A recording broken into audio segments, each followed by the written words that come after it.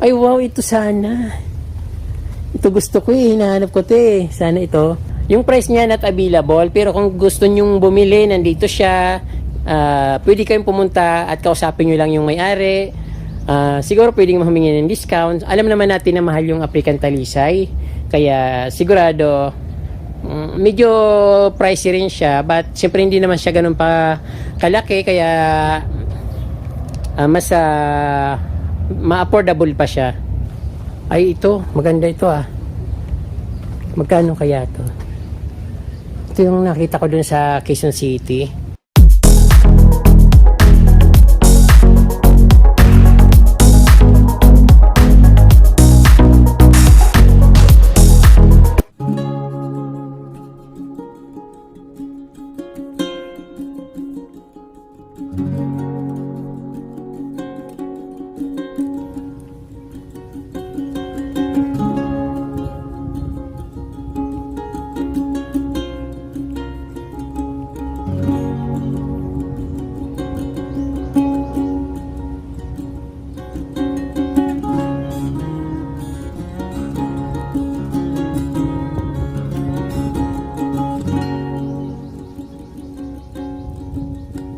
Ayan po mga ka-From D, welcome back sa Certified From D channel. Ito po yung second episode ng World of Green Farm, World Green Farm dito sa Tigaon, Camarines Sur. So ang ipapakita ko naman sa inyo ka-From D yung mga iba't ibang varieties ng kalatia, begonia, at aglaumina. So lahat yata mga rare na halaman ay makikita nyo na dito at sobrang ganda at ma-amaze kayo.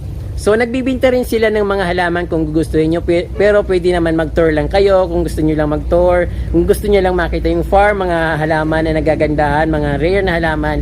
So only 25 pesos lang po yung entrance dito sa Green World Farm, dito sa Hingiroy, Tigaon, Camarines Sur. Tara ka-From D, siya sa atin natin kung ano mga halaman dito na makikita, especially yung aglaw, kalatia, begonia, at marami pang iba. So, ayan ka-From D, hindi na ako mahirapan manghula kung anong klaseng mga halaman yung papakita ko sa inyo. Ito pala ka-From D is bleeding heart vine, Clerodendron dilectum, care and growing plant.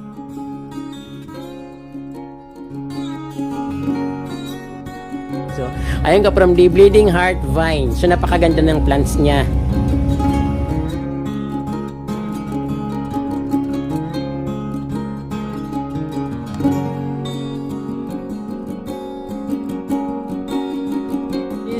Walache. Ito pala yung tinatawag na walache. So napakadami niyang halaman dito. At yung sobrang tataba niya ka-From D, walache. Nakikita ko to sa isang vlogger sa taga Mindanao. So that time tinulungan ko yung vlogger na yun, pero biglang siyang nawala.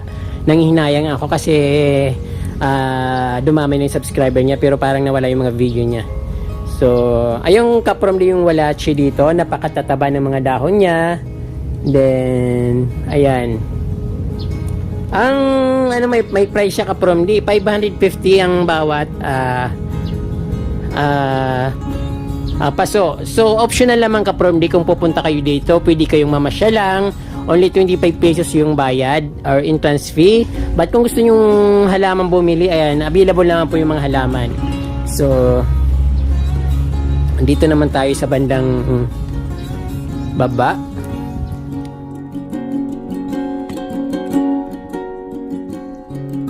Parang Thai beauty.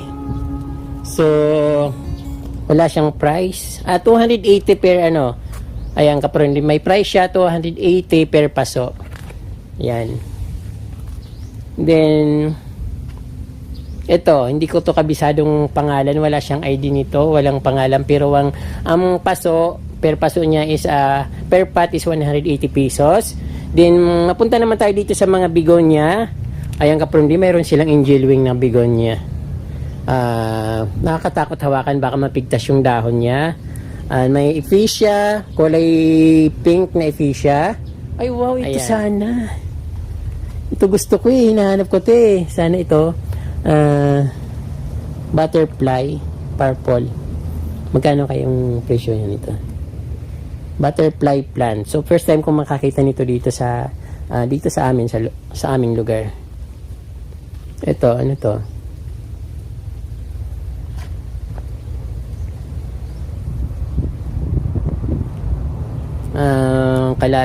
Calathea rose. 650 per pot.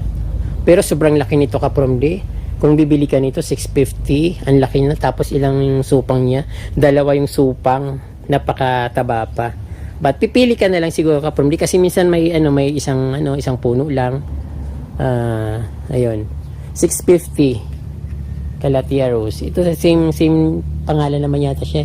Yung ganito ko kasi binigay sa akin ng friend ko. So, nakakaya naman ko ulit-ulitin ko yung pangalan niya. So, basta from Manila, then 700 yung binili niya sa akin. But nung dinala ko dito sa probinsya, parang umano siya, lumiit. Buti nga nabuhay pa din yung isa. Okay naman siya. Tumaba siya ng tumaba. Calathea prayers plant. So, yung ganito ko ka-from ang sinasabi ko na lumaki siya, nabuhay siya, ganito na siya kalaki. Mas marami yung supang ng Calathea ko. So, magkano yung isa nito? 550. Calathea prayer plants. Calathea rose? Ayun. 550. Pipili na lang kayo kung anong gusto nyo. Yung mas maliit or mas malaki or something ganon. Kasi syempre pwede ka naman mamili dito kung anong gusto mo. Ayun. At yung pinakagusto kong Calathea ka from day, ito. So wala ako nito. Alam ko mahal ito. Ayan. Anong varieties ng Calathea ito? 480. Mas mura pa nga ito pala. 480.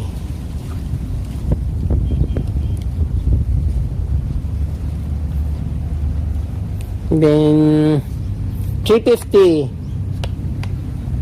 350. Manghula na naman ako ng mga pangalan nito kasi wala akong nakitang ID niya. Then parang kamukha siya ng Brazil. Philodendron Brazil. Then Adansonii. Magkano isa? 300 pesos yung Adansonii.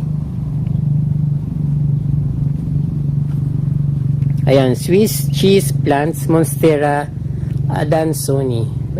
Birkin. Ayun, sabi ko na nga Birkin eh. Nanghula lang sana ako. Philodendron Birkins.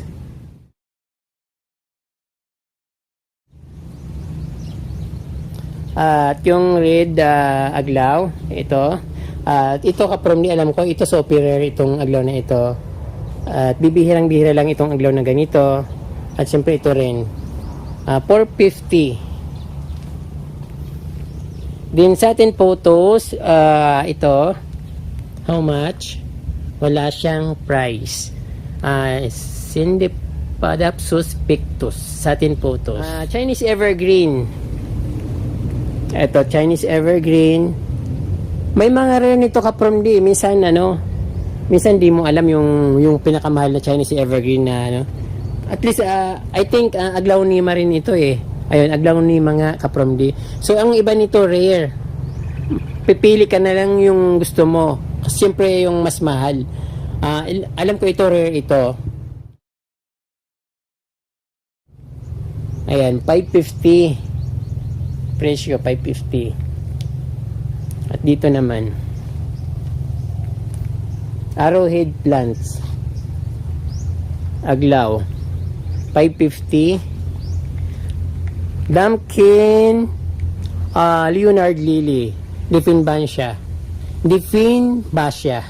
550. Not for sale po yung nakalagay dito. Ito. But yung iba for sale na siya, 550 yung pair pots. Then dito naman aglaw pa rin for 80, 350, depende sa klase. So, ayan po ka-from din, ipakita ko na lahat sa inyong aglaw na dito, mga halaman. Optional po yung ka-from din kung gusto nyo mag-visit lang, kung gusto nyo bumili, so pwede naman po. So, sobrang init dito sa Bicol ngayon at pawis na ako. So, ito ka-from din, nakikita nyo napakaraming halaman, Persian shield. Ayun, yung iba naman nito mayroon ako. Ito lang wala ako dito. So, parang nakakita ko niyang sa bundok. Meron ako nito kaprom di. May tinatapon ko na nga lang. Yan yung halaman na yan.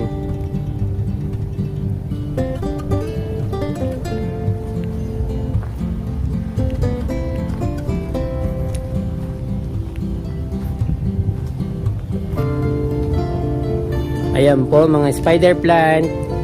Lucky plants ito kaprom di, pero ito indoor or outdoor. So, napakaganda ng ano nito sa loob ng bahay. Shirts na lang. Maganda yan sa loob ng bahay. Katulad ng, anong tawag doon? Ng snake plant.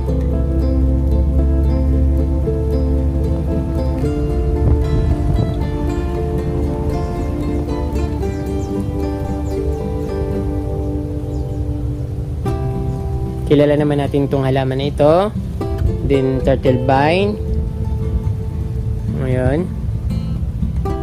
Ang mga kalatiya sa baba.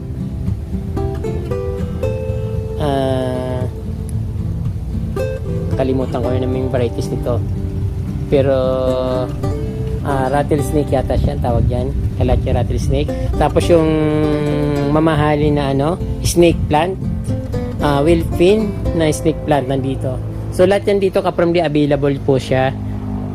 Dito yung mga bagong tanim, bagong propagate na mayana. Then ayan po. Begonia, mayana.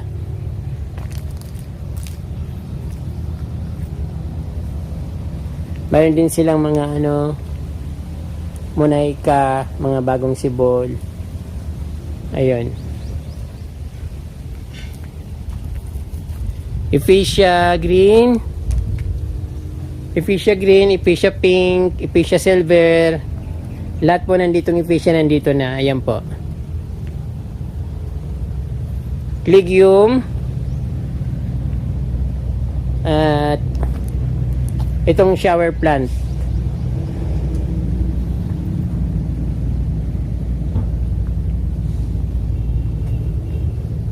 Puntahan naman natin dito yung iba na makikita dito para ma-enjoy nyo yung kahit hindi pa kayo nakakarating dito, ma-enjoy na kagad yung nyo, yung pamamasyal dito sa aking Certified from the channel. Ayan.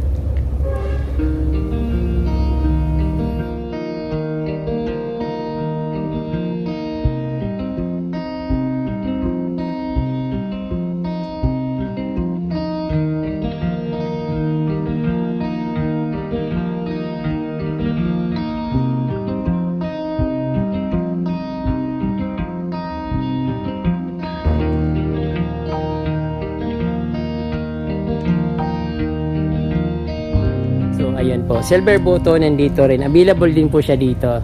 At yung African talisay, yung price niya not available, pero kung gusto nyong bumili, nandito siya. Pwede kayong pumunta at kausapin nyo lang yung may-ari. Siguro pwedeng humingi ng discount. Alam naman natin na mahal yung African talisay, kaya sigurado medyo pricey rin siya, but siyempre hindi naman siya ganun pa kalaki, kaya mas ma-affordable pa siya. Ayan po. Then dito naman sa sa gitna ang daming halaman, nakaka so actually anong oras na kaya? Yan, napakagandang mga African talisay, medyo maliliit pa. Purple hearts. Then ayun, dahlia, mayroon pala sila ditong dahlia. Medyo lang kasi, alam ko kasi yung dahlia maganda siya sa medyo malamig na lugar like Baguio or dun sa Ocampo. Ayun, medyo patama na yung araw kaprom di, tanghali na kasi. Medyo natatalo na yung camera ko ng sunlight. Ayun, may nakita kong magandang dahlia. So ayun, meron din silang dahlia dito.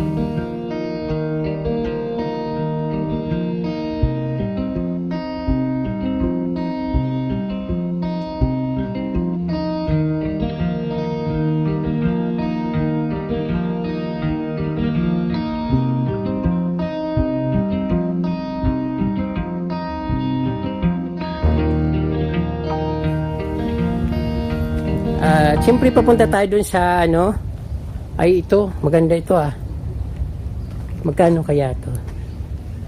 Ito yung nakita ko dun sa Quezon City na gusto kong halaman. Kasi ang ganda ng kulay niya. Vanda. So ito naman kaprom yung papasok sa bahay ng may-ari. Napapaligiran yung danya ng mga orchids na iba't ibang varieties. So ayan, papakita ko sa inyo para magandang malapitan. At ito muna yung mga napakalash na monaika. Ang saya-saya ko kaprom ayan, mga orchids. Tricolor hibiscus. Ito pala yung hibiscus na tinatawag. Tricolor, may purple, may white, may green. Hindi lang tricolor marami. Glory Bush, ayun.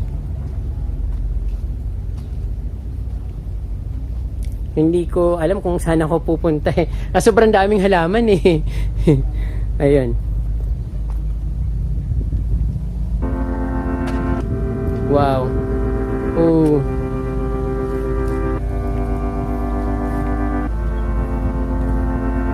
Pang Valentine's kaprom tamang-tama Ayun.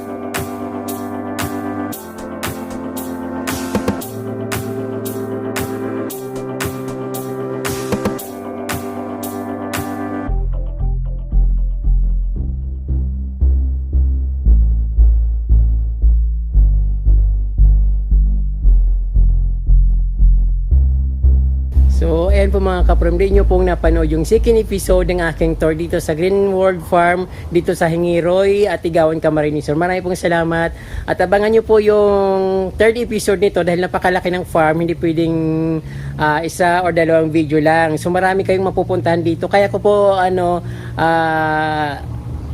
hindi tinutuloy-tuloy yung video kasi gusto ko panoorin nyo dahil napakaraming makikita maganda. Pag sobrang haba, alam ko magsasawa kayo kasi minsan kadalasan mga 10 to 15 minutes parang nakakairit na ng manood, kaya gusto kong ginawa kong third episode kasi sobrang laki ng farm at pag pinagsama ko sa isang video malamang mga 2 oras. So kaya yung kaprom day. So abangan po yung third episode na napakaganda at kung ano po yung makikita sa third episode. Maraming pong salamat sa inyong panonood mga kaprom day at huwag niyo pong kalimutan mag-subscribe pag hindi pa po kayo nakasubscribe at i-share yung video para mapanood din po ng ibang mga viewers. Salamat po at Diyos mabalos.